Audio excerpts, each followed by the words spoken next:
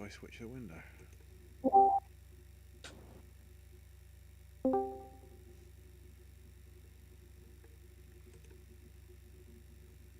Hang on. Tension mounting.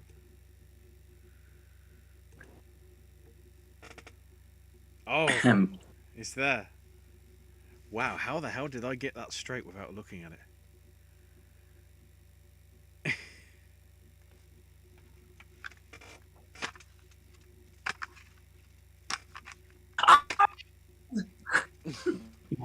Probably. I can double You check. damn right we are. It's Tuesday, September 20th, the day before I turned 41 years of age, and I have used my executive power here on Popcast Network to give everyone a treat of Penn and Teller Get Killed for Popcast Movie Club, episode 12. Yeah. I'm going to take the reins tonight for the first time in a while because I feel like it's justified. Lots of things we can talk about tonight. Obviously, if you notice what movie we're discussing, I did use my executive power to do so, and that means that Summer School will be the next movie that we discuss on Popcast Movie Club because it was selected in our last vote. And unless something drastic happens, you won't be not seeing me for a while. So I should be here for most of the shows, honestly, at this rate. Q&As are hard for me because of the fact that I have 2 days off, and it's difficult to do one and not the other. Next week doesn't matter. It's our Oscar predictions. It's on Tuesday, so we got that to look forward to as well. So yeah, this is a movie that I've loved for a long time, and hopefully you guys and girls out there can hear me because it sounds a little like garbled in the background. I don't know if anybody can hear that or not, but I can. There's a little bit, but I don't think it's fully off my end. I'll keep an eye on it. But since before we get started, I do want to mention welcome to Popcast Movie Club, episode 12, here on the Popcast Network. For the first time in a long time, my name is Owen. I will be your host for this evening, and Ashley has done a very commendable job, and I very much appreciate him doing so for the last several episodes that I have been disappearing for a while. Needless to say, I've had a little bit of a time where I needed to be away from the internet for a bit. And Ashley will continue to be basically the host on this network. The reason I'm chiming in and starting out the show myself is going to be because of what this movie is and what this movie means to me and what these two men mean to me. It was written in the contract, birthday privileges. Exactly. Which, hang on, I need to check. 2023. Damn it, it's a Friday for me. No chance. Yeah. So yes, Ashley will continue to be the host on Popcast Movie Club and also our QA shows, which officially, as of next week, as long as no one said it this week, which I don't know because I didn't have a chance to check out the archive, will be announced as the newest name event for our show, thanks to Chris coming up with the title for the new segment, which will be name dropped for the first time on that episode. Okay. Because I was giving Iggy about that. I like that name. I think that's going to work. That's what we're going with. Speaking of that, cold open, restaurant quality, just like the AEW Grand Slam event. I cannot wait for my birthday tomorrow. Like you know, my name is Owen. Joining me as always, we have the real host of this network, and that is Ashley. That's a Spyro ripoff. Of course, its birthday's the 1st of April. Oh, hi. 20 days. Anyway, also joining me as always, we have Chris. Hello. And last but certainly not least, he has been the literal cornerstone of Popcast Network for September, October, and soon to be partially November for the last several years, and probably will do so for many more years to come. My best friend, AJ. Many more years? How many? It's in the contract. Yeah, the fine print on the contract, I His guess. birthday clause. Like, No. To be fair, everybody, we're having a great time right now. I'm glad that Movie Club was introduced into the network, and we'll be continuing to do so. QA's same thing. Like I said, the name will be officially announced on the next episode, and of course, we have our Oscar predictions coming up next Tuesday. So get ready for that. And we roll in October. AJ's got a lot of really cool reviews coming in the Versus catalog. Hopefully people feel that way. If they don't, at least Spencer Reed will. Welcome, everyone. And that's a shoot, brother. Here's the thing. Lots to talk about tonight. I'm going to talk about a little bit of my experience with the reason why this movie is the way it is. But first, this isn't a podcast without going into the world of our very loyal viewership. And though it is very small, it is very mighty and very, very well attended every single time we do a show here. Whether it is live or in archive, we have a lot of really awesome people that give us a lot of documentation, a lot of QAs every single week. And even when we're not doing a show, leave comments on videos, things like that. And they're just really a big part of this channel and the reason why these QA shows actually progress pretty well. And that's going to be Josie. And Josie did chime in with some messages starting as early as almost 3:20 this afternoon. That's awesome. Up early for a reason. So we're going to go into them, and there's a couple of things we'll go into a little bit as we go forward and progress through the show here. So, Ashley, how you have the same comments that I do. Hello, Popcast team. Thanks for introducing me to this movie. It's my job, apparently, in my friend group to introduce people to this movie, as I did to two of the three people that are also on this show tonight. I think Ashley's probably seen it before. Maybe.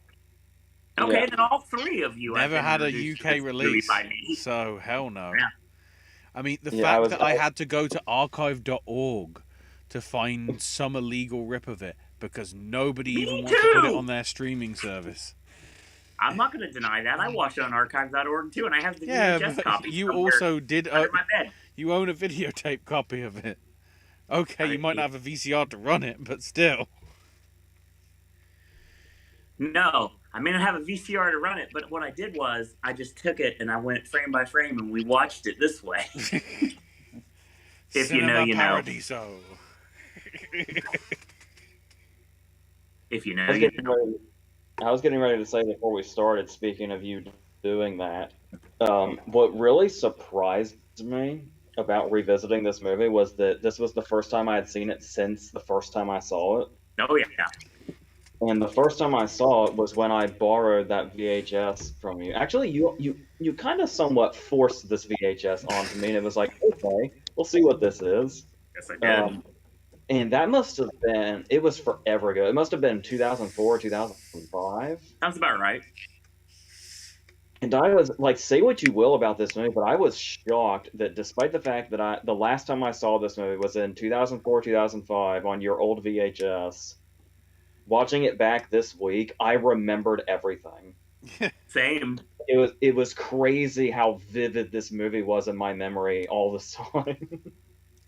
And I think more people need to use the insult "big Yankee son of a hooker" and should from this moment forward.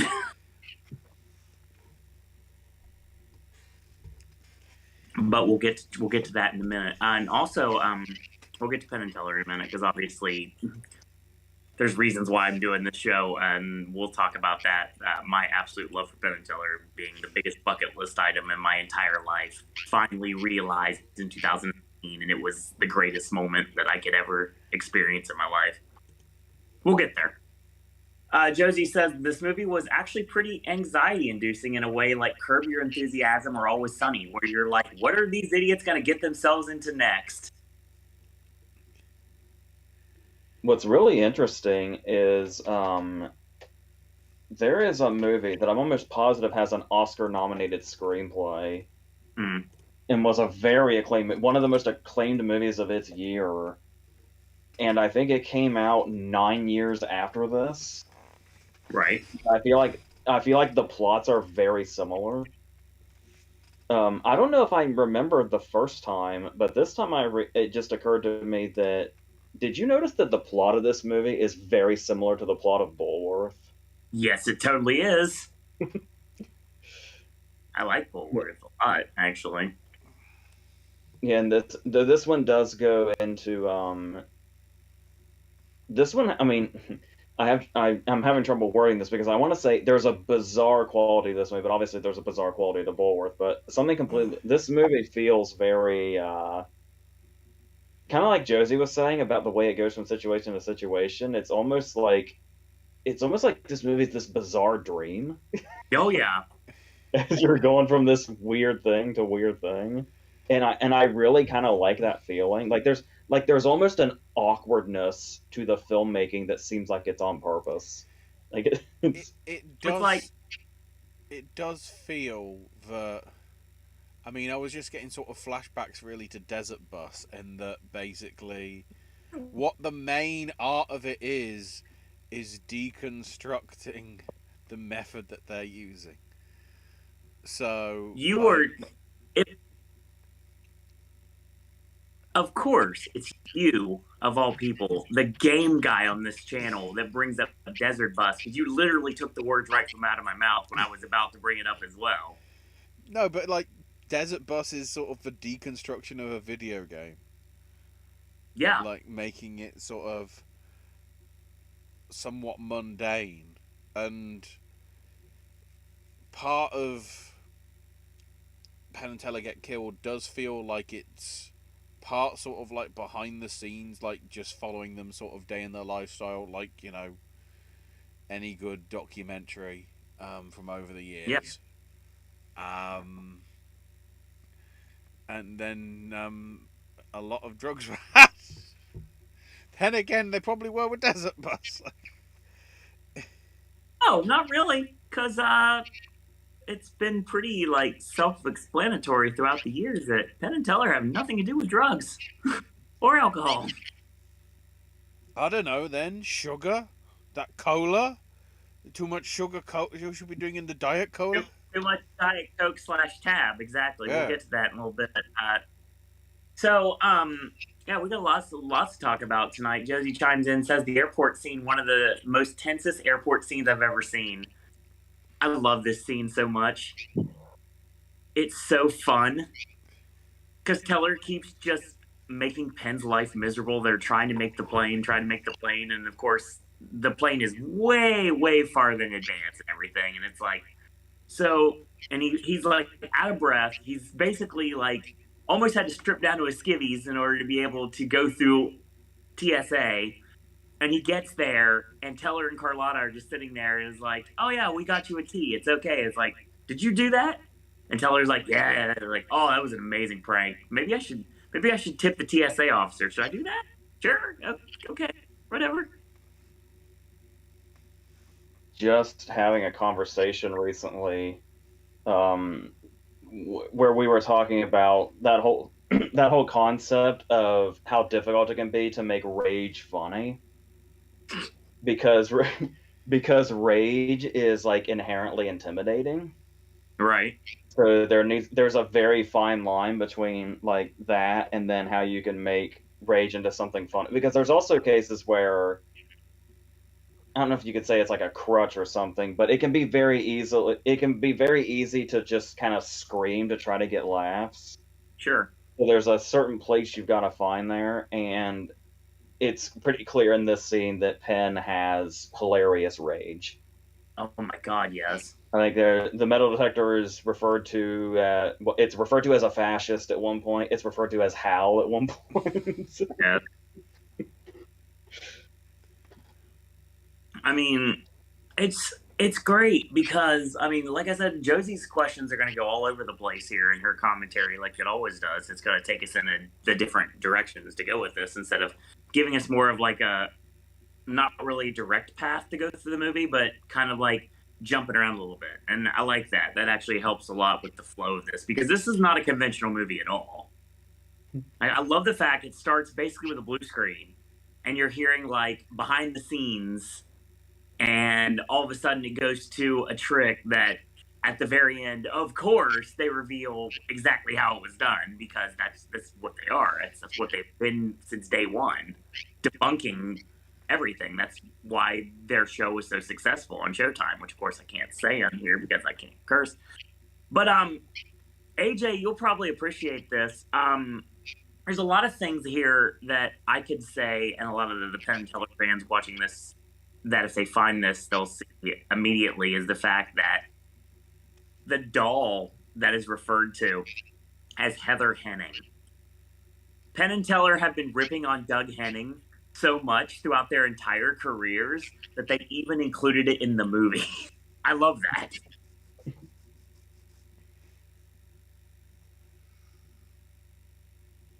But yeah, it's interesting concept for a movie that's not something that really has been done ever since. It's like, he goes on national television and Penn's like, hey, wouldn't it be great if someone were like trying to kill me? Like, like I'd be like a spy or anything like that. So it's like, but that's something that Penn would do. And that's the concept of this movie. And that's what makes it work because it's like, what whack jobs are watching this show that are going to take him seriously? They're going to make his life more entertaining. Like the guy he meets at the airport, the one that's trying to tell him about Jesus, and he pulls a gun on him in a fake way, and he's like, why would you like? And then the funny thing is like everybody, this is being played like Penn and Teller are known, but there's a lot of times that they're walking through the hotel, they're walking through Bally's by themselves in Atlantic City. You'd think people would like recognize them or bother them and stuff. Nope, they're just regular there, just playing slot machines, and then they have the battle where they're just throwing the coins at each other, which is great. It's all about pranks, actually. That's the best part about it. Is it arguable that it was just before their peak? Because I know they did like Broadway 2 or 3 times, but I know Penn and Teller more from sort of their early 90s stuff, so this would have been before that. Right. Oh, yeah. It was right before it hit, and it's like, the reason I know the existence of Penn and Teller in the first place was when they did that skit with David Copperfield on one of the Magic of David Copperfield specials where they played like the cameraman and they were standing in the camera box with them together. And that was the first time I ever remember seeing them. And then I realized from there that I wanted to learn more about these guys. And then I became a huge fan. And that's where we are. That's why we're here tonight.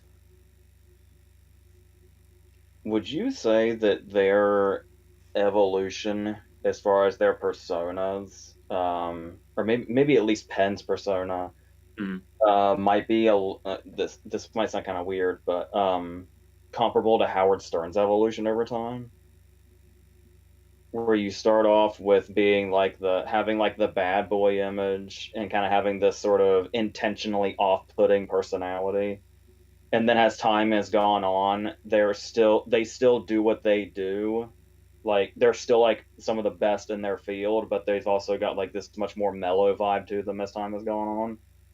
Yeah, and they've definitely earned their accolades throughout the years too. I mean, for example, it's like I remember when they were banned from the Magic Castle and like even sort of getting any sort of IBM membership whatsoever, and then they've been welcomed in as the years have gone on. And we'll talk about James Randi in a little bit, Josie, because you bring it up too about that being a cameo in the movie, and James Randi passed away earlier this year, so. Yeah, because they also kind of had that stern like quality to where it was like, yeah, we'll agree to do this, and we promise we won't break your rules, and then the first thing they do is break the rules. Of course. Like how nonchalant the Penn and Teller are on the show is like Penn's like, what's Teller's doing this? And he's like, who cares? Doesn't matter. He's gonna die. It's okay. It doesn't matter. I do like the fact though that looking at Wikipedia afterwards, half of the write-up of the plot synopsis is just the last 20 minutes. Which implies that not a lot happens in like the first hour or so, which I mean, to some extent, it's just a lot of their tricks. just with a narrative put onto it to some extent. It's a prank battle. Yeah, It's a nonstop prank battle, and I love it because that's realism right there, 100%. Yeah, and the pranks are kind of setting up what's going to be the eventual punchline. Yep. But it's like I feel like this is like one of the movies that has taken the longest showing us the build up to the punchline, and then Oh my it's like because the prank wars are great, and then we kind of get this moment in the middle where the movie's just kind of stranded, and then it's like almost like it's killing time until they can do the final punchline. Because did you notice that final scene in David Patrick Kelly's apartment is like 20 minutes before the credits start? yeah, Because it's just all because they really, really drag out the punchline. and that's what you would It's do. real easy to it's easy to see how you could sum up this hour and a half movie with like 3 sentences. But I don't think that's a bad thing. I do think that the movie does hit a wall when we do get to that moment in the middle where it doesn't really have anything to do for a while. But I really would not say that I would call that a criticism of the movie. That you could describe it so simply. I mean, it's a very elementary movie, but there's a lot of layers to it, depending on what level of Penn and Teller fan you really are.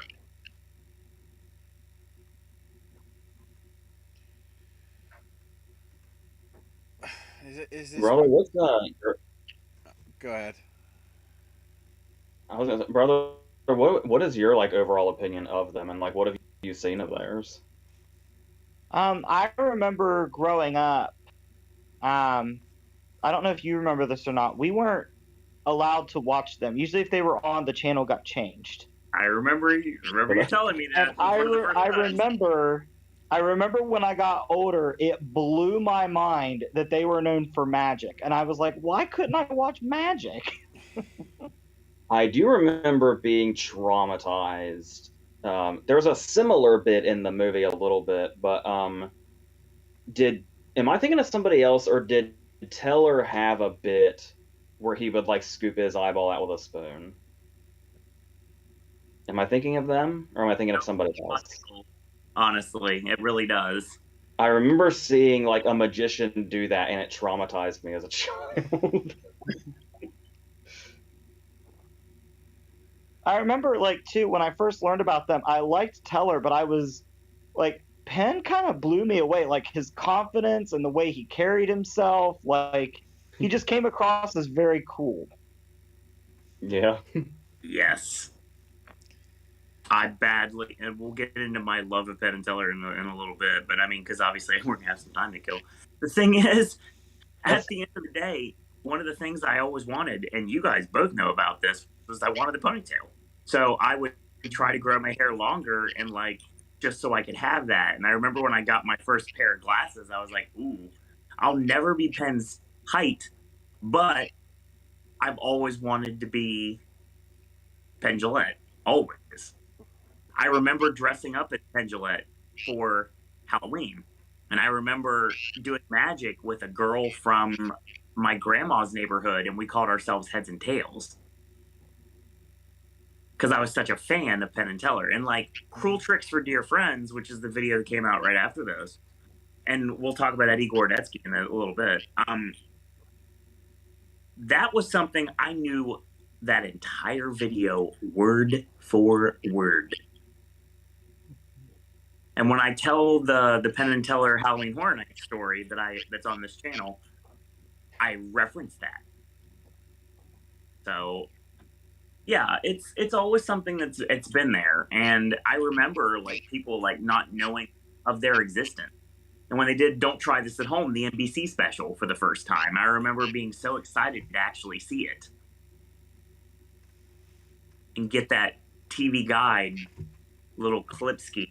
I had that, and I had it in my pocket for the longest time. Like, if I ever met Penn and Teller, I'd get it signed.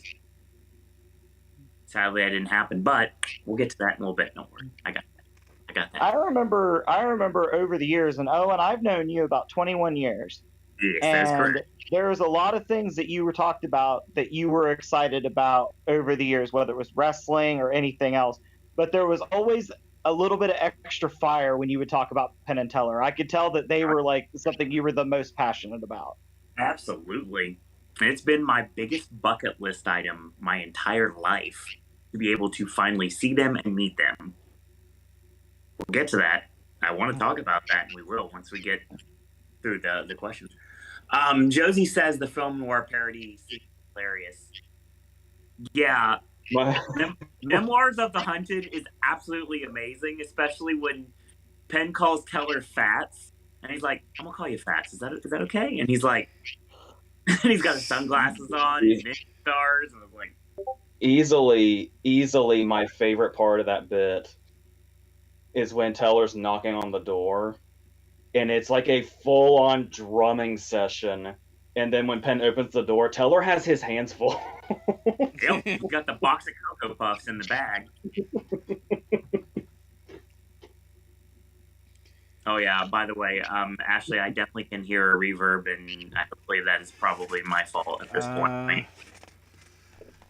From what I can tell from the way the window's flashing, it's Chris, but you know, Oh, it's not on my end. oh, good. It's not me for a change. Wow, it's amazing. Birthday privileges. It works. It's a real fun. Josie says, loved hearing some. Oh yeah, I definitely can hear it. Loved hearing the song Femme Fatale by Velvet Underground and Nico. Haven't heard that in ages.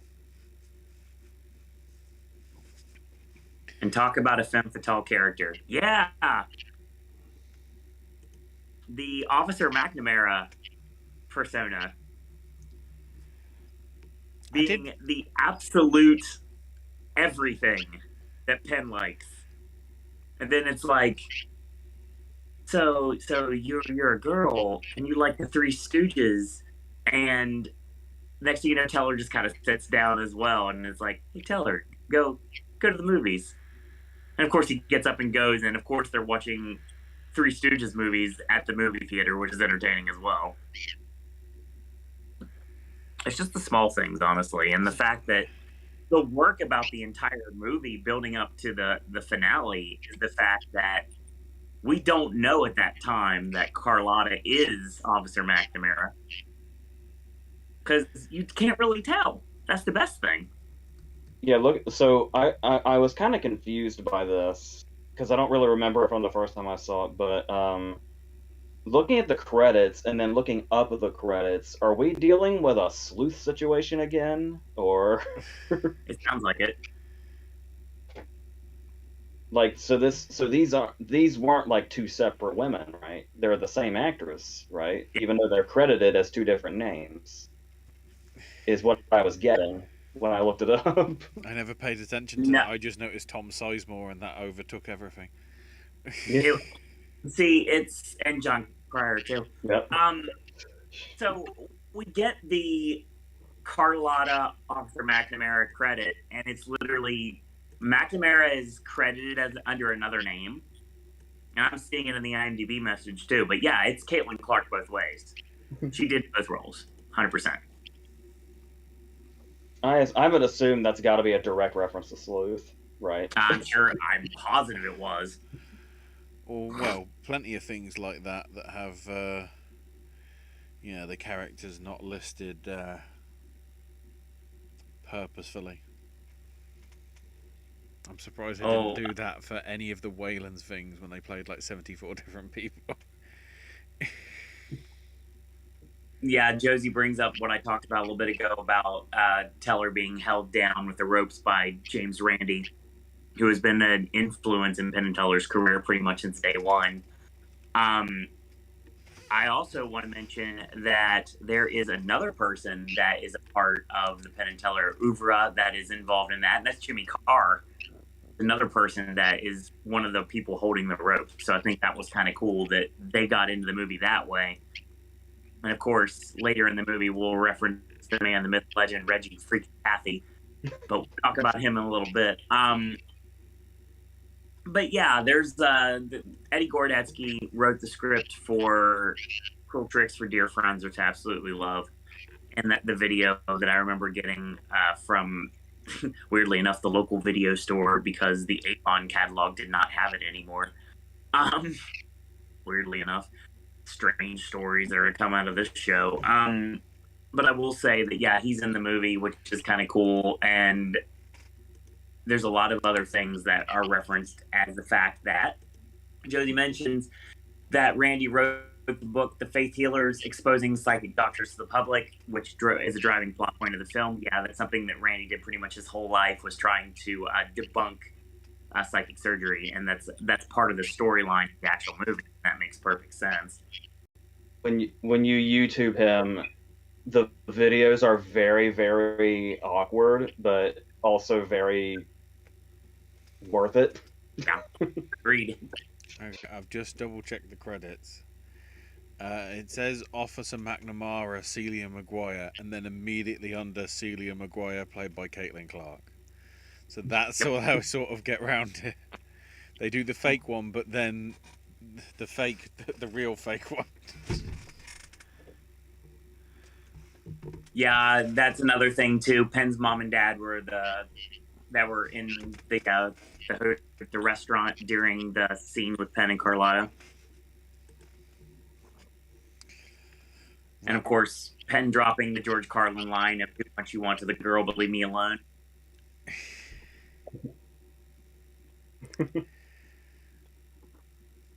Yep, that is all. I know all this stuff, Josie. With his darkly funny sensibilities, I would love to see Martin McDonagh direct a Penn and Teller movie. Oh, that'd be wild. Sign up now. Yeah, I was just getting ready to say, talking about that scene where Penn says that line. I do like, I think it was Ashley was just saying how I love kind of getting that behind the scenes look of them practicing for Letterman. Because I'm going to assume that that's actually like the way they would practice for talk shows. 100%. Like where he noticed where the mistakes are, and then they try to like find out where Dave was going to make comments and what they would be, and yep, it's like that could be a whole movie in itself. Just seeing how they plan things. Josie talking about Teller's background as a Latin and English professor in New Jersey. His license saying NFN, which of course stands for no first name. Technically speaking, his literal name is Raymond Joseph, but it's been officially changed throughout the years. So, I mean, that's why that's why Raymond Joseph Teller didn't appear at the end of Tim's Vermeer. That is correct. 100%. And talking about Penn's vanity license plate on his Mini Cooper saying atheist. Very true. Not drinking or smoking. Also very true. Josie says, I bet Owen would love to see Penn and Teller perform at Universal City Walk. Do I have a segue? Uh-oh. Oh my god, I have a segue! Chris, go on mute.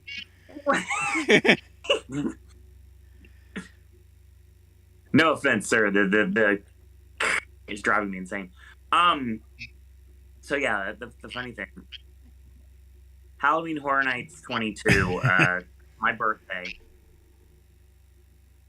There's a story on this channel that is from Halloween Horror Nights 22. I never would have gone to the event. Obviously, never would to this day be performing in the event for the last 4 years. No, I got to that because of Penn and Teller and the fact that Penn and Teller were going to be involved with the event specifically. We didn't know exactly what it was going to be. Didn't know if it was going to be a show, a house. We wouldn't know what it was going to be. We found out eventually it would be Penn and Teller in Nuke, Las Vegas, which was in a wonderful house. That was my second house I ever gone through. Yeah, like AJ, take a shot. Ashley, that that sound is still there. I know. It's not on my Is it me? I don't know. Maybe. Could be. We don't usually have this problem, do we? I don't know. I guess it's just I don't understand why it's probably because I'm not wearing my headphones. Then again, I don't normally wear my headphones when I do shows, so not anymore. So Anyway, but yeah, one of the things that that got me to Halloween Horror Nights in the first place was the fact that Penn and Teller knew Las Vegas was going to be involved in the show, and then I found out also that they were going to be appearing in the house on select nights. I thought, put two and two together, realized my birthday was opening night. Are they going to be here? I believe they would be, and I was told that they would be, and they were. They were in the house. I just missed them because it was pouring the rain that night, and it kind of soured me on Halloween Horror Nights. I wasn't sure if I'd ever go back, but sure enough, I did. And here's where we are today, Spirits of the Coven.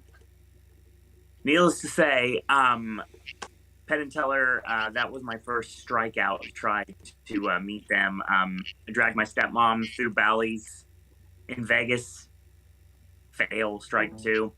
Third strike, I went to find out that Penn and Teller were being the narrators in the Rocky Horror Show in Virginia. And my mom's best friend at the time was going to be there, and we could have stayed there, but he wasn't staying in his house at the time, so my mom wouldn't do it. Strike three. And I was like, there's no chance I'm ever going to see Penn and Teller at this rate. Can't go to Vegas, too expensive.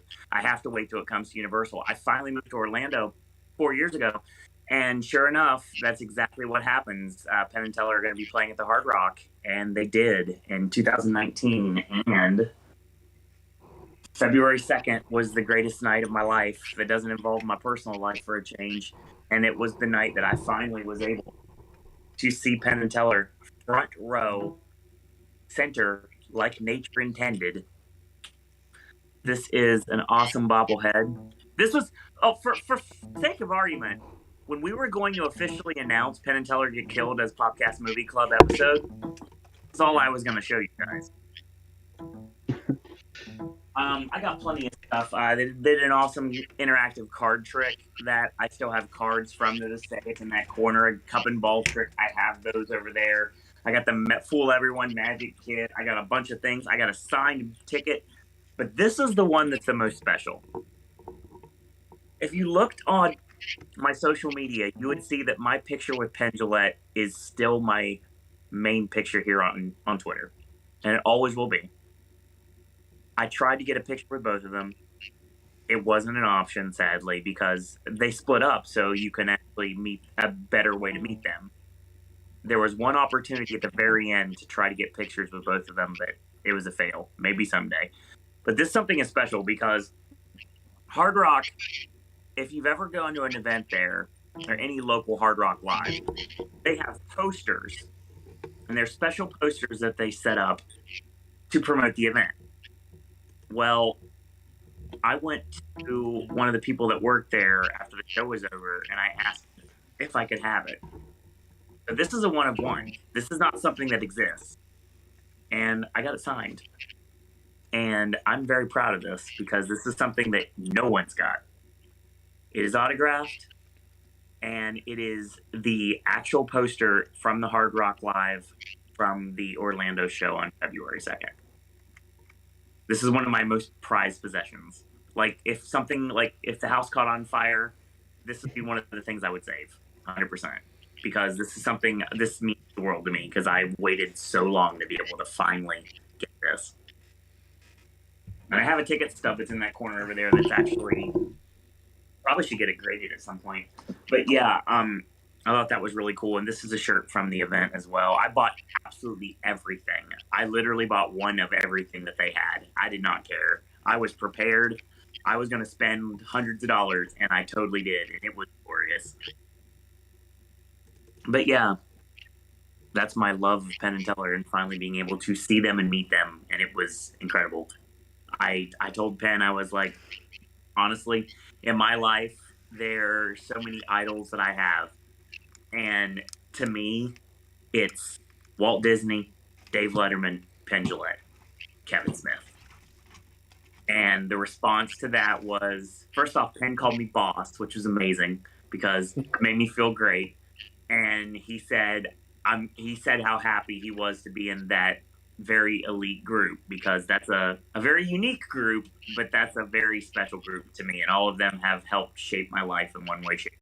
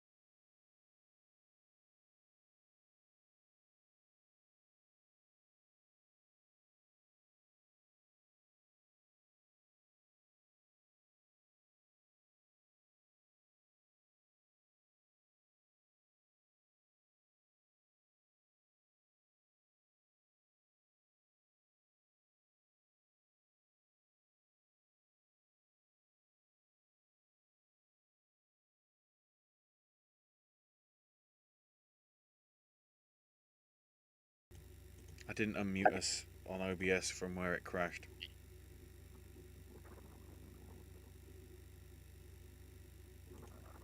Yeah. Is that even... Everything's taking forever to load.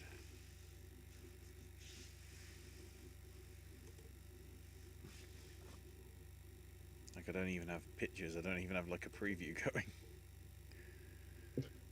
Brian says, there we go. Okay.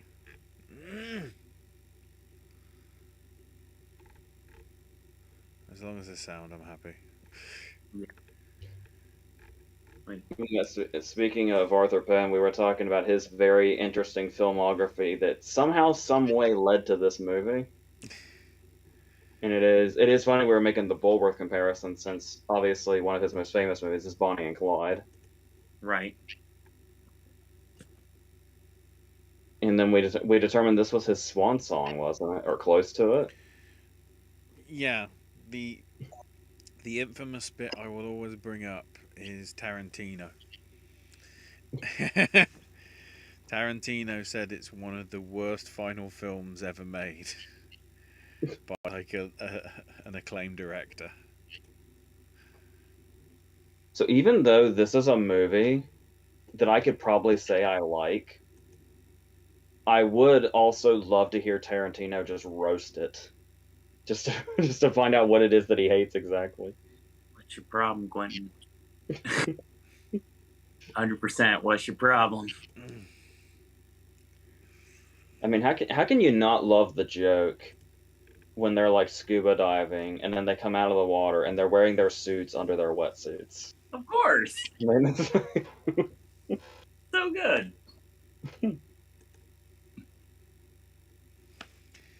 You know, it's just, some of those sort of visual gags are really sort of like some of the best bits. Which, to be honest, is the highlight of quite a lot of Penn and Teller's stuff.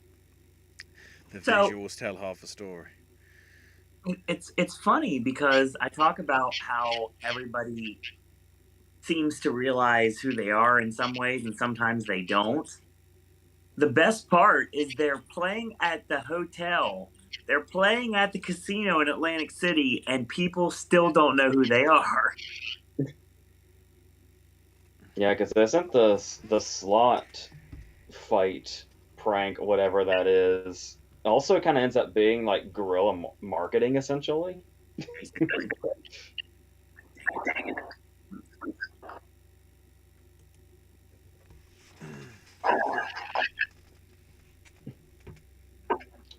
Because are we still alive? Everybody looks concerned. I'm concerned with being able to hear myself. Stream, you know, at this point, I think I just got to deal with it. Brian says, I know we left off of you saying, Owen, on your conclusion of your group.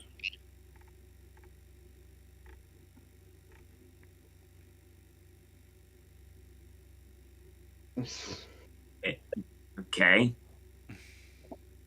Another comment I was going to make, talking about how I said it's interesting how much this movie predates Bulworth, and yet it kind of feels like they have similar setups. Mm-hmm. Another movie that this predates, that I feel like it has the feel of, do you get this movie feels like it's kind of hard to explain, but this movie has a very similar tone to Shakes the Clown too. Oh yeah, totally.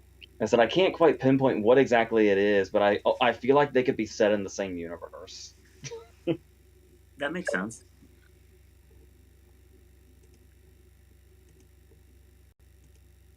I guess it would be like taking entertainers that would otherwise have very sort of like a sort of,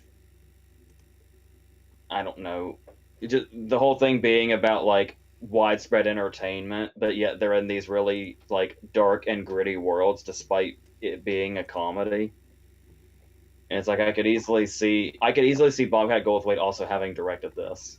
Like there's a universe where that happened. I would love that universe. Brian says it's the group of Walt, Penn, Letterman, and Kev Smith. That's what we're talking about. So, we got the whole story then. That's good.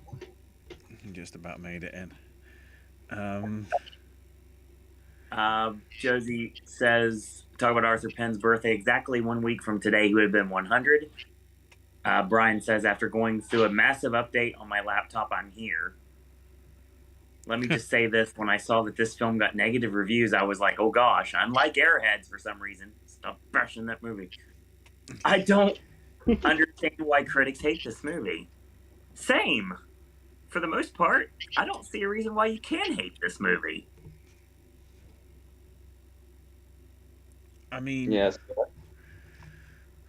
I don't love it, but I don't absolutely hate it. There's enough charm in it. And Spencer Reed throws the elephant in the room. Penn was great on The Apprentice. He should have won 100%. Yeah, tell me about it. That's a sore subject with me, good sir. F. Trace Atkins. The thing is, it was great. That was, honestly, that's the reason I got into The Apprentice in the first place. I just remember the argument he and Clay Aiken got into, where Clay Aiken thought he was like really condescending. Oh yeah, totally. But it's like that's what's interesting is that's what I was saying, where it's like that's why I find Penn to be such an interesting person, because his persona can be really intimidating because he's got such a grand presence. But and as we learned with you personally, he seems otherwise quite approachable. Oh God, and like as his regular self. Yeah, it's funny you mentioned that because Josie says, imagine Penn and Teller doing Jeopardy. That happened, and Penn was the celebrity winner, actually. So, how appropriate.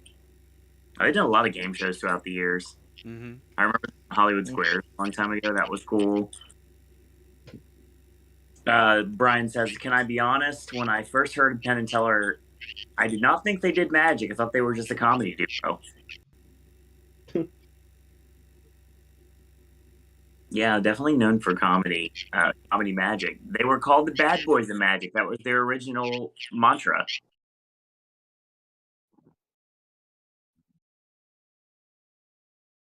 I'm going to scream in 2 seconds if this sound does not go away. Well, I've double checked. It's not my mic because I hard muted the mic just then. So. Josie says, get Penn and Teller to host the Oscars. Yes, please. Let that happen. I need that now in my life. The thing is despite their personas, or their at one point personas, I feel like they could do it without like getting anybody really up in arms these days. I'll be right back. Which is apparently a difficult thing to do. The one thing I do remember from Josie, although not all the names, is how Penn and Teller would fare against like magical characters from like other films, like, you know, Saruman and Gandalf and Sam Neill's Merlin. The one I'm surprised you didn't go with is either of the magicians from The Prestige. Because I feel That's they're fair. probably just as vindictive as Penn and Teller present themselves to be. Now You See Me comes to mind too. Mm-hmm. Talk about vindictive magicians. Both those movies just need to go away. Especially that second piece of shit.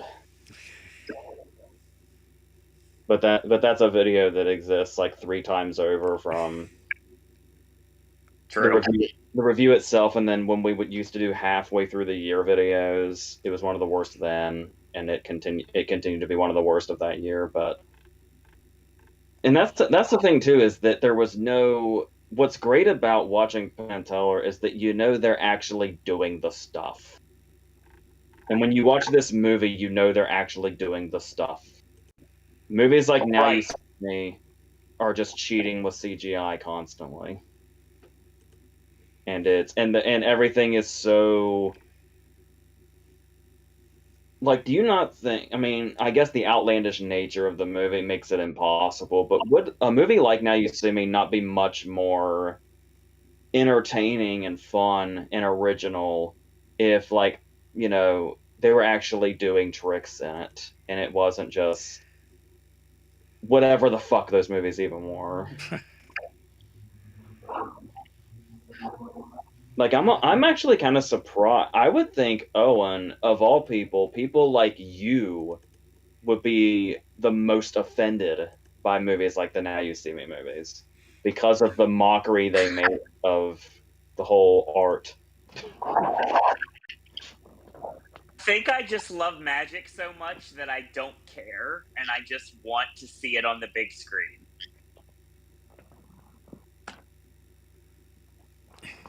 Yeah, wouldn't you rather see, like, actual illusions, though, than just a shitty movie with shitty CGI? Yeah, but there's obviously good things about the movie.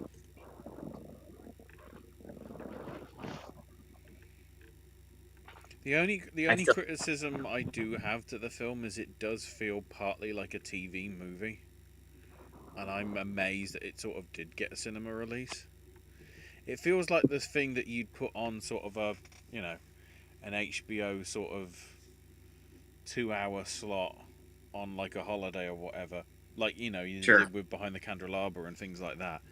It doesn't feel like truly cinematic because I think it's not trying to be. So the fact that it actually did is sort of an achievement in itself.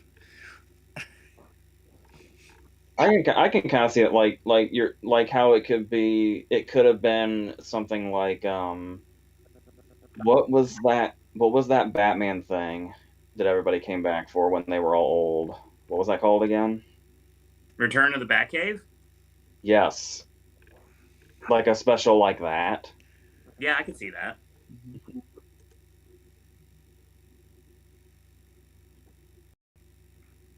I guess it's really depends.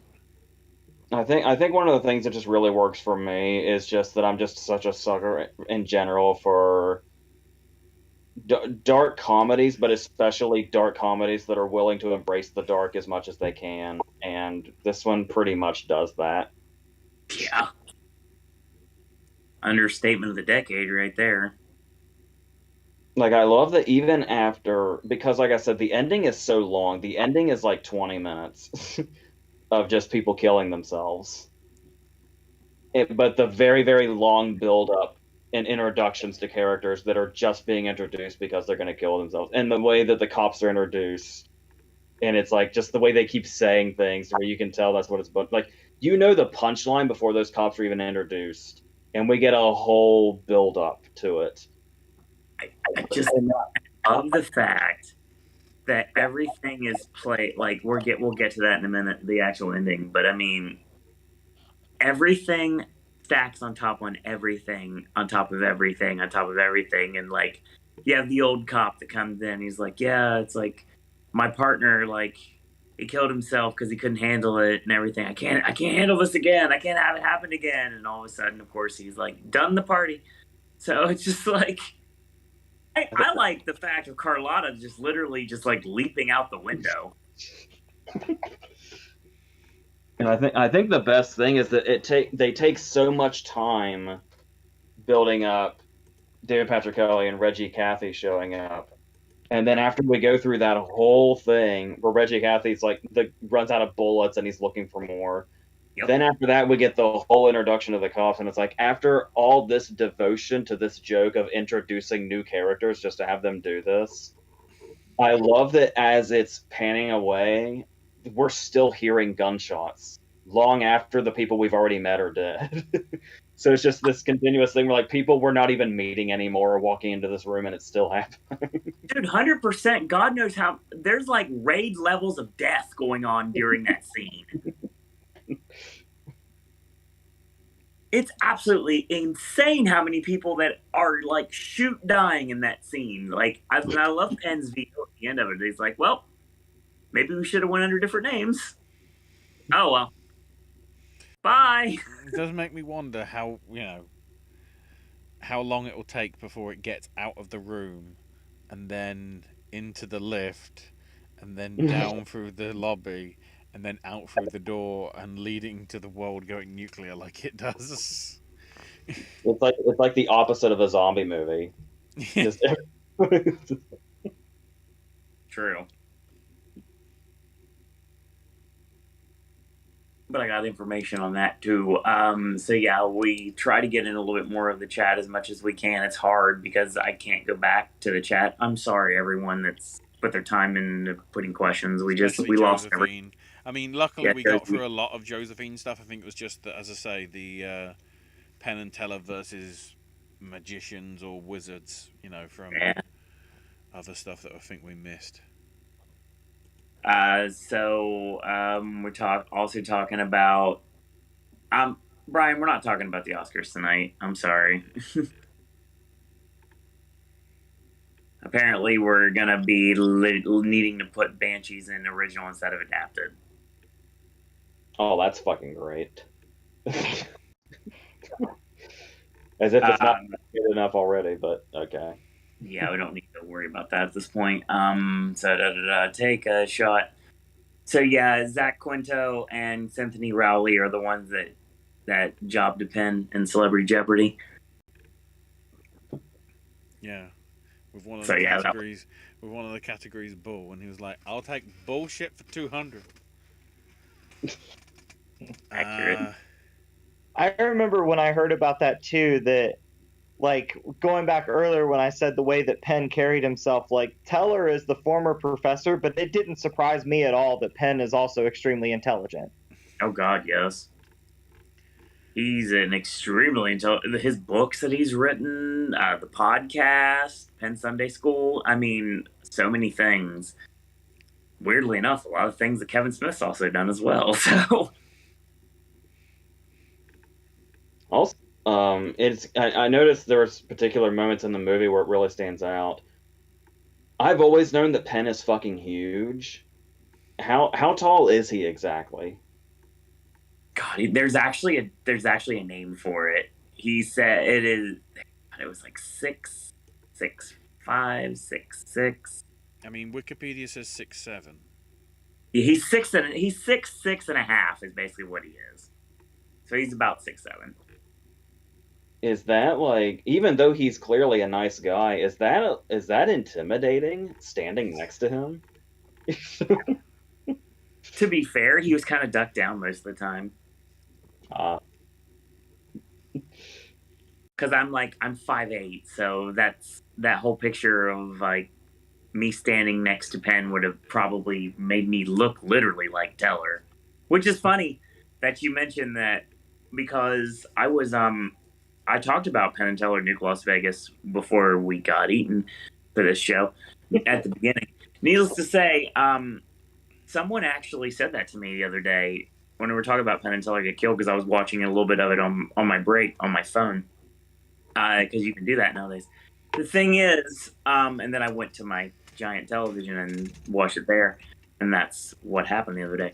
But no, someone said is like, oh yeah, you could have been in that house. I was like, yeah, I always wanted to be in that house. You could have been Teller. And I was like, well, it's interesting. Nowadays, I probably would have been Teller, but back then, I always just wanted to be Penn.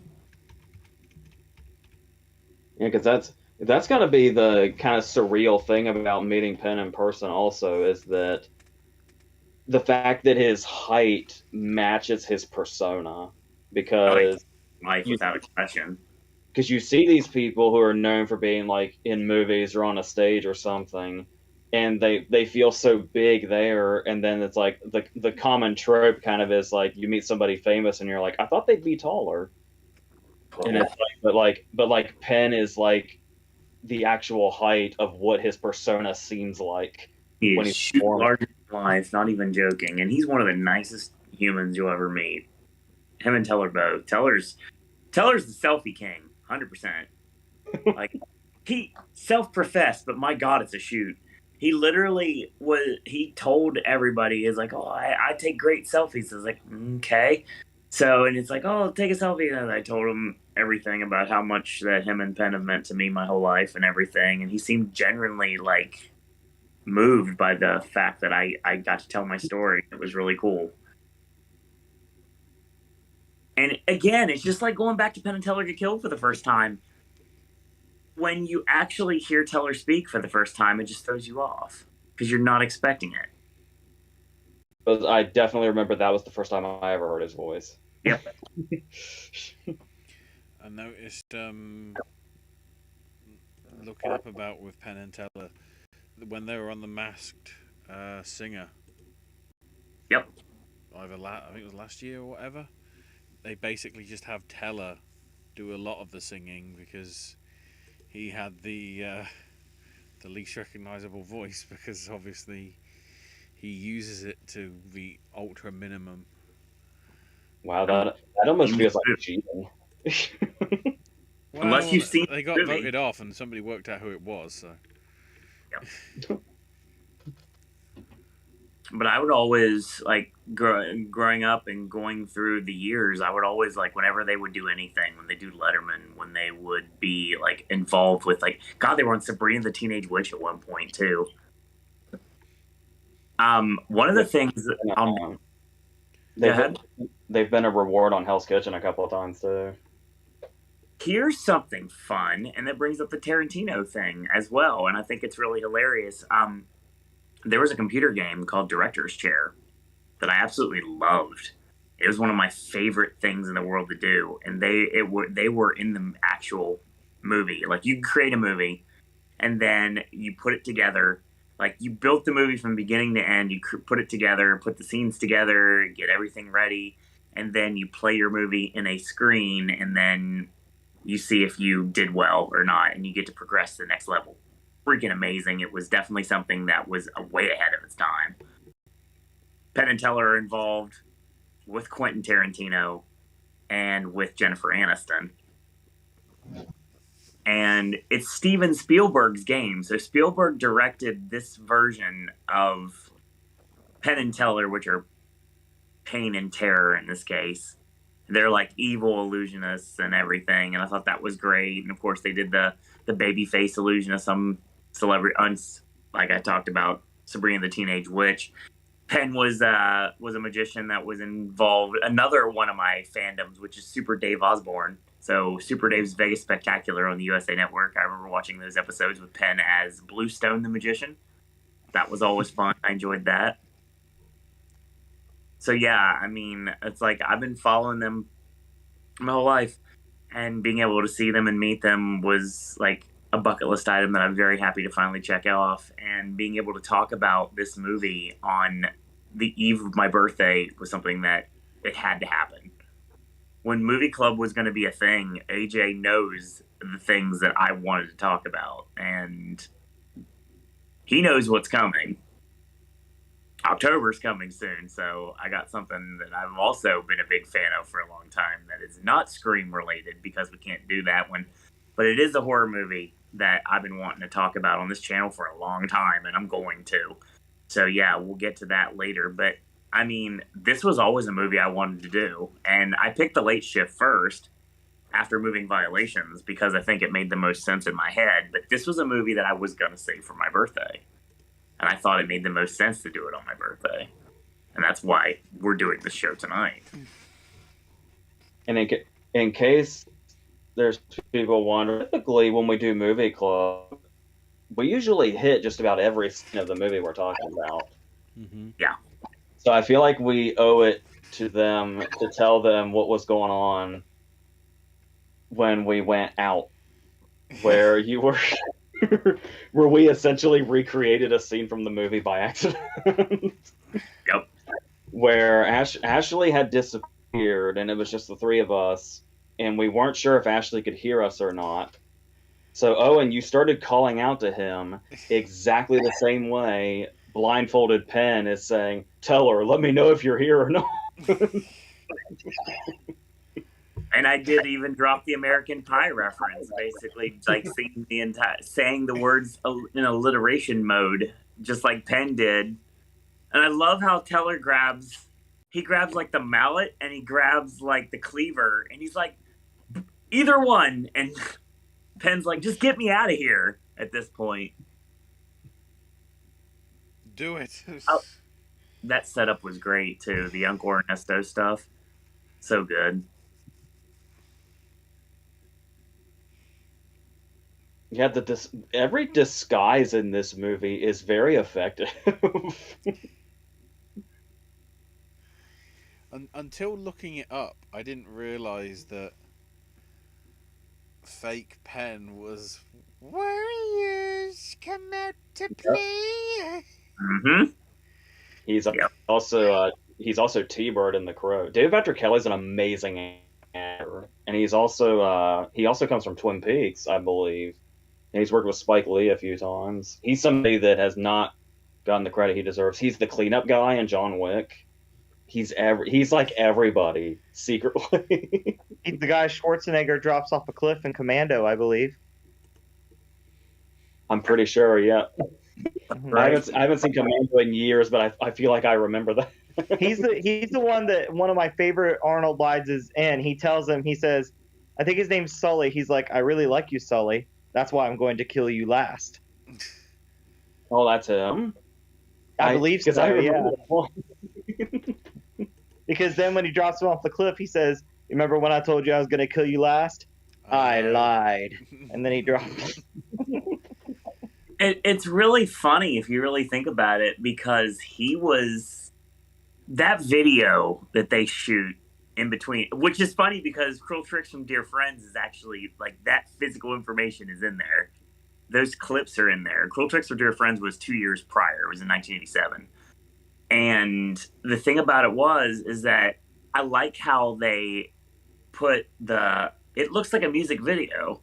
And at the end, Penn's not scared. He's not worried. He's like, yeah, dude, can we just hire this guy? Like, I love this. This is amazing. This is fantastic. And it's like, he did prove to be a very good editor for what he was. yeah. Well, who he was supposed to be. Because obviously every character in this movie is layered in some way. Tell me about it. And like, this isn't a movie that everybody's gonna like. Don't get me wrong, but everything's got a point, and everything has a payoff. Yeah, another scene I meant to mention earlier that I like is not just the scene itself, but the way it's shot. But I believe it's after Penn has been stabbed, and he keeps sending first Teller's running after David Patrick Kelly, then he's running after another car, then he's running after a taxi, and this is all done in one shot. Yep. He's just bouncing around like a pinball machine. And Penn's yelling to basically keep up the work, and the next thing you know, he just takes his hand away. He's like, do horror makeup, let's go. Yeah, it just totally shows its hand randomly. Yeah. And I love the fact that Teller goes to the pawn shop and buys the gun, and then he just tosses it nonchalantly in the wastebasket. Like, you know it's going to come back down the line, because you know what's going to happen in the movie, because they're not going to not give away the actual punchline. It's in the title of the movie. So obviously something's got to happen. It reminds me of the Criterion videos when the Safdie brothers are talking about a man escaped. And it's like, what else did you expect the movie to be? I still think Teller's delivery of, that was a very mean joke, still sits with me to this day. Yeah, I remember the first time I heard Teller speak, and also I think it's the expression on his face, and it's like, I remember thinking like, wait a minute, Teller's been Peter McNichol this whole time? I feel like I should have known. Well, that's pretty much the truth.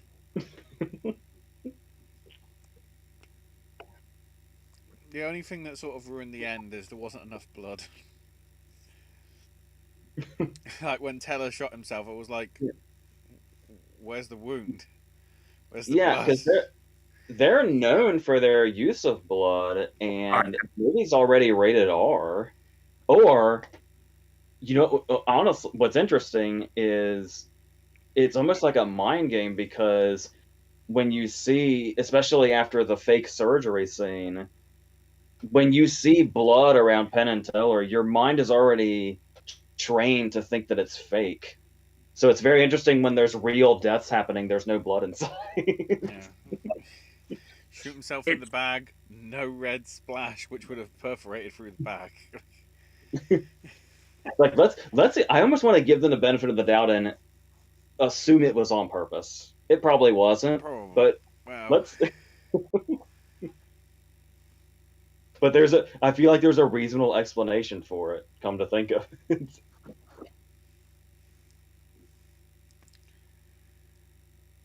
But yeah, this is a movie that may not be for everyone, but just like I said before, with the late shift and airheads and moving violations, it's certainly for me. And apparently, it's at least in part for everybody on this panel right now, whether it's something they absolutely love or like I do, or something that they tolerate or something that they enjoy unironically. At the end of the day, I feel like all of us have the same opinion of we at least enjoy this movie. Yeah, I remembered liking it a lot the first time. And it's like I don't know if I loved it as much now as I did then, but it's still a movie that that I will go back to again, and I'm sure I'll still like whenever that is. And said it very much scratches my itch when I need a dark comedy. Yeah, I'll tell you right now, the very appropriate credits of "I Started a Joke" by the Bee Gees, just perfect.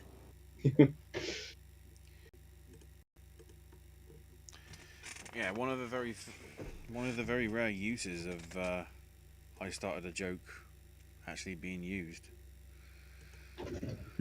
It's a perfect cap to the movie, to say the least.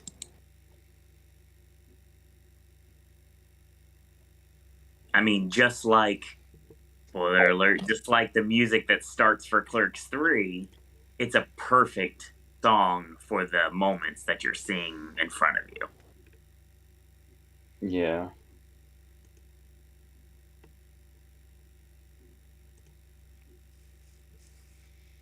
Did we cover everything? I think we did. Yeah, I think. Oh, okay. The last time that the song "I Started a Joke" was utilized in a film was "The Fighter." Oh yeah, when they're singing in the car. Yep. And it's weird because this song's been following me my whole life because it's in a skit on the state. So it makes sense that this song has been like following me all along, and now it finally gets brought up on this channel. So I'm happy with that. And I think that might be the end of the show. I think the only thing I wrote down that I didn't mention was just something very basic, just that I love the opening. Oh my god, the opening's amazing. So 80s. Oh my god. And the trick itself, and the fact that we know what the trick is already, and the audience that's laughing the whole time already knows. And I kind of love that. It's such an interesting twist on pulling a prank where it's like the entire audience that's actually there already knows what's going on, and it's the people watching on TV that are being fooled. It's like going back to "Don't Try This at Home," which was a couple years later, their NBC special, where they revealed that they did a trick where Teller got ran over by a tractor trailer. And the gimmick was, what is the reason? So they tried to get like people to take bets on what the I know was. You need to watch it. It's fantastic. But no, they debunked a lot of tricks and everything, like the blast off, which is actually one of my favorites ones, where basically they're like debunking the whole, basically the boxes where you have your head pop out, you have your hand pop out, you have your legs pop out, and then Penn and Teller do it with like clear boxes to prove how the trick's done, because that's what they do. and when Teller gets ran over by the tractor trailer, it is because the tires are foam rubber. That's how Teller was able to survive and everything. And I thought, and they tell the story after the trick's done. Fantastic stuff. But yeah, I mean, I really I've been a fan my whole life, literally, and I will continue to be a fan. I do not, as the years are rolling on, I am not looking forward to the day that I have to say goodbye. Hopefully, it is many, many years down the line. If it is not, for whatever reason, I very much am happy that they have been such a big part of my life throughout the duration of it. And there's so many great things to remember, just like this movie. So, never take February 2nd, 2019 away from me either, no matter what happens in life.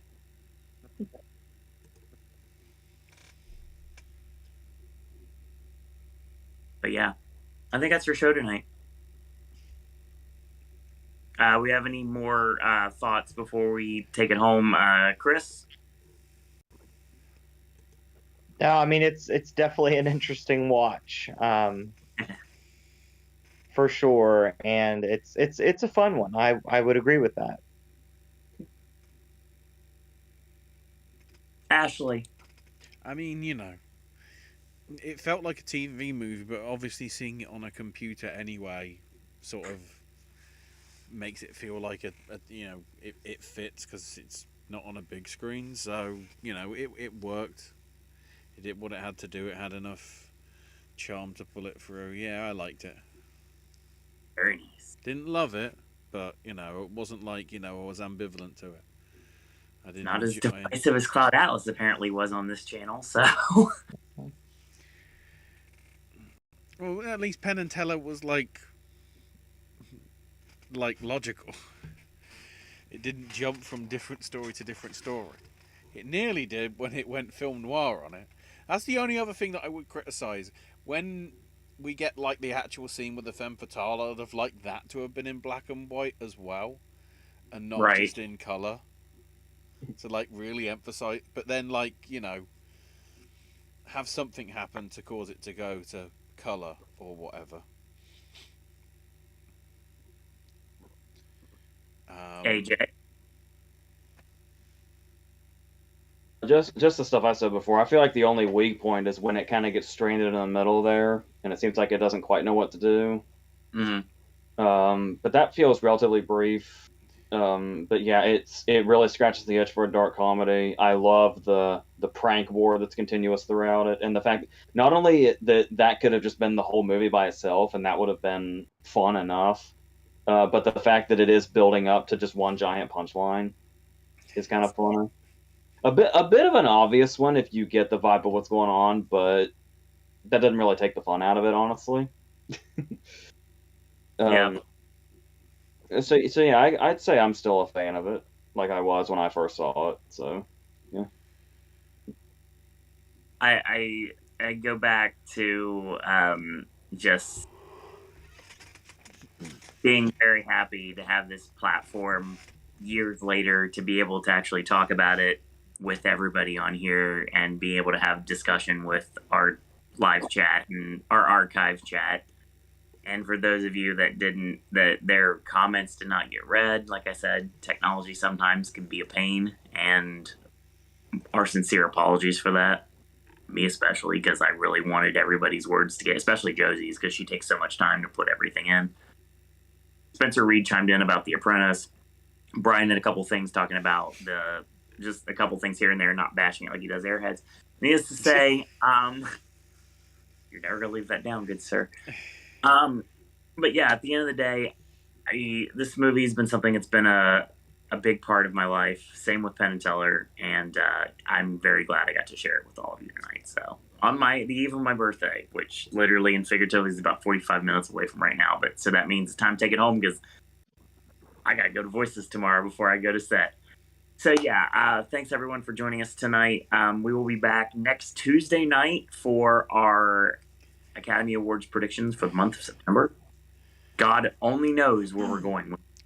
Tuesday's an interesting night. I've just read up. They've just announced that the Golden Globes are going to be on a Tuesday.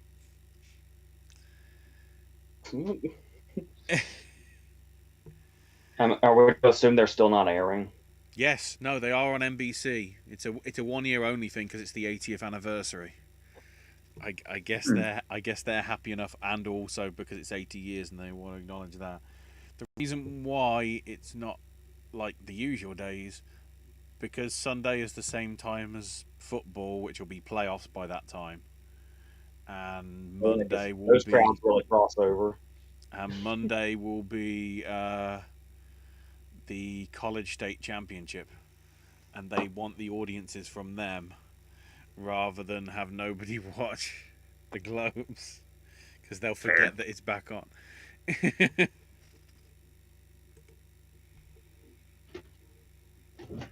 So yeah, once again, thank you to Josie, thank you to Spencer, thank you to Brian, everyone that's watching this in archive. Thank you for checking out the very disjointed video that technology. Love it. Chris, you can be found on Instagram. Yep, Chris Hunt's Toys. Next toy adventure will be Toy-Hio on October 15th. Ooh, gotta love that. Who's oh, that reminds me. Talk amongst yourselves and put yourself over while you're doing that. Who's gonna be at Ohio this year? Toy-Hio for this time is going to be Ethan Page, Evil Uno, 10, Hornswoggle, Johnny Gargano, and Candice LeRae. These are all these people that I have either met or seen or potentially have interacted with. We'll put it that way. So, real quick, before we go home, I want to introduce you to something that I got today. So, talking about toy hunting, I went on a fig hunt today before I went because I thought, maybe have some figure fate. Went to Target today. Got this. Yeah. Nice little Ricky Starks rare, not a chase, a rare, when Ricky worked with Darby Allin and he mocked him by literally dressing up as him. So yeah, I've got this now. So yeah, That's awesome. I didn't even know they had that. That's really cool. Yeah, Thunder Rosa is the chase, and Thunder Rosa is in her blue gear instead of the black gear, which is in the regular setup. So yeah, that was something I got today. So yeah, so I wanted to show that off. Nice. Sounds like a good fig hunt. Yeah, just one figure, but it was enough. Especially because sometimes that's all it takes. One good find makes the hunt. 100% correct. Ashley is also found on social media at AshIsMyNameUK. Snack stashes are coming soon. I'm sure gaming content returns to the channel somewhere sooner rather than later as well. Yeah, trying to think about some of the stuff that I can cover on the game front. I guess we are getting close to award season for that as well, so we could touch on that. And of course, as always, we have the proprietor of the content on this channel that's non-Popcast related, and that is the factor of the man who, just like Keith Richards, cannot be killed by conventional weapons. He is, of course, my best friend, literally and figuratively, and I will state that he has a plenty of videos coming your way, including the videos for the 18th as well, which is going to be another versus battle. And then, of course, we have the QA show from last night, movie club from tonight, and my birthday is, I believe, another Hurtin' for the 80s, if I remember correctly from the schedule that you never officially gave me yet. And yeah, because after this upcoming one, we only have 2 more remake verses left, and the last remake of September, and the last remake verses is 3 instead of 2. But then we're starting remake verses up all over again when October gets here. They'll just all be horror themed. So there we go. So yeah, that's going to be your show. Obviously, if you want to follow me on Twitter, you can. It's at Sir Owen Disney, and we've got a lot of cool stuff coming on the network. AJ, of course, like I said before, is going to be running this channel basically outside of the podcast because of his movie reviews, his verses, and other segments like Hurtin' for the 80s, which is doing quite well, actually. So it's really cool to focus on the career of William Hurt, and we're glad that we can do it here on this network. So yeah, there's only 3 of those left. That's right. So binge watch those if you get a chance to. There's a playlist for them. I literally did that on purpose. So yeah, we got that. And very soon I'll have a QA playlist. So if you want to follow back all the way back in the long, long ago, in the way before time when AJ did his first official QA video, all the way to the QAs that we've been doing bi-weekly since then, and all points in between. That's going to be in another playlist ski as well. So that's your show. Thanks everyone for joining us tonight. Thanks everyone for watching. Thanks everyone for listening. Don't forget, stream Funeral Grey, stream Self Sabotage, new Good Charlotte version coming out later today. So yeah, check that out on your Spotify, Apple Music, whatever you have. It's going to be worth it. And they're touring with Black Bear right now. So yeah, they got a really cool song that I can't curse on here, but yeah, they have a collaboration with Black Bear, obviously. So check that out when it gets to your music stations as well. And as always, have the best day ever, and enjoy your holiday whenever you may do so. And that being said, I want to thank you guys and girls out there for watching. Yes, we are live, and yes, we are done. Until next time, boys and girls, that's all we got to say about that.